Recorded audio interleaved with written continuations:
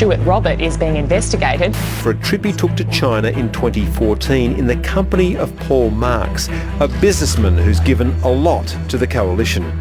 Mr Robert, who famously clashed with Tony Abbott's former Chief of Staff Peter Credlin, says he was there in a private capacity. But the Chinese company's website says he appeared as the then Minister for Defence Materiel. And the ABC has confirmed that this notorious heated exchange in 2013 with the then opposition leader's Chief of Staff was sparked by Mr Robert insisting Tony Abbott sign a tie to give to Paul Marks. Chief Public Servant Martin Parkinson found the former Junior Defence Minister breached ministerial standards. The facts are as they appear so far, then he should go, and Malcolm Turnbull should sack him. There's now a growing focus on the minister's muscular networking and fundraising. News Limited published this photo of a 2013 meeting in his office with a Chinese billionaire who showed his gratitude by distributing $250,000 worth of Rolex watches which had to be returned. How many Rolexes has a minister received, to your knowledge? I have no idea. And the focus on his fundraising has sharpened. The ABC has been told the Gold Coast MP routinely used his ministerial office for fundraising events. It's the second scandal involving Stuart Robert this year.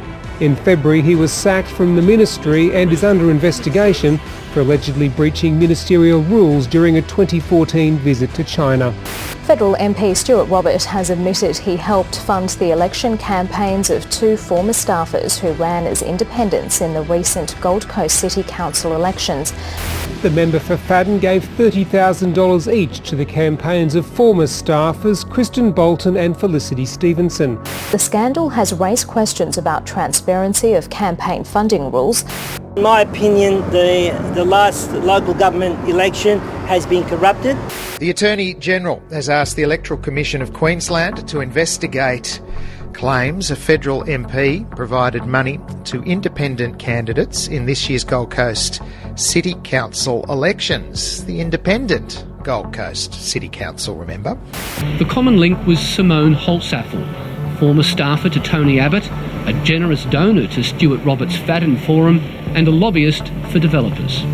Simone Holtzaffel was your campaign manager. How many other candidates was she the campaign manager for? You'll have to ask her, because I engaged Simone on my campaign. I think it's a bit rude to talk about other people's campaign.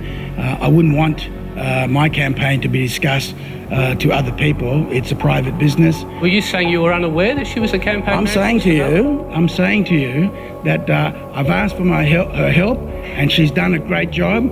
And as far as digging down like you are, am I a journalist like you? Hell no, I'm not that rude. Maybe that the money is channeled through trust funds. It may be that a client gives money to a lobbyist who gives money to her business who gives money to a candidate. I'm not saying any of that happened here, but it can be very difficult for the media and political insiders to track down the money trail, let alone for ordinary citizens to follow it. If I donated a significant amount of money to the Fadden Forum, let's call it that, I then may have no say over where it goes.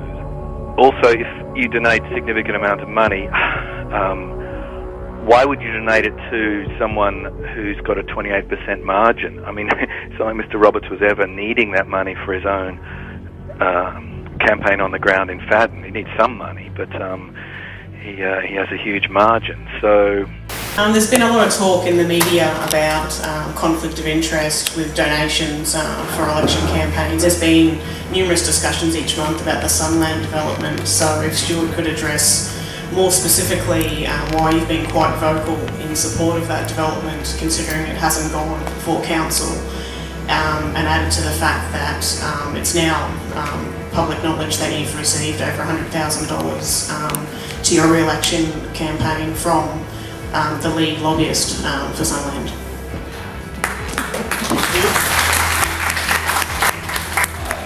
In terms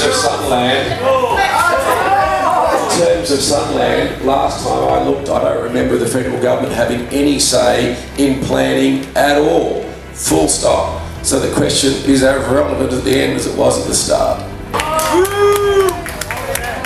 The Ministerial Code of Conduct says you cannot help a company as a minister in your private capacity. It has since been revealed by the Gold Coast Bulletin that Stuart Robert had sent a glowing 2-page endorsement of the Sunland project to the Gold Coast City Council when he was a minister in the Turnbull government in November 2015, at the same time as council officers were conducting a detailed assessment of the proposal. In the letter, Mr Robert admitted that he understood the council was currently in the process of assessing the proposed development and urged council to support it, saying that the city was deserving of a project of this quality and it had his full endorsement, despite the proposed development being outside of his own electorate of Fadden. It was also revealed that Mr Robert was the key speaker when Sunland invited city leaders for a launch of its Mariners Cove project at the Palazzo Versace in September 2015.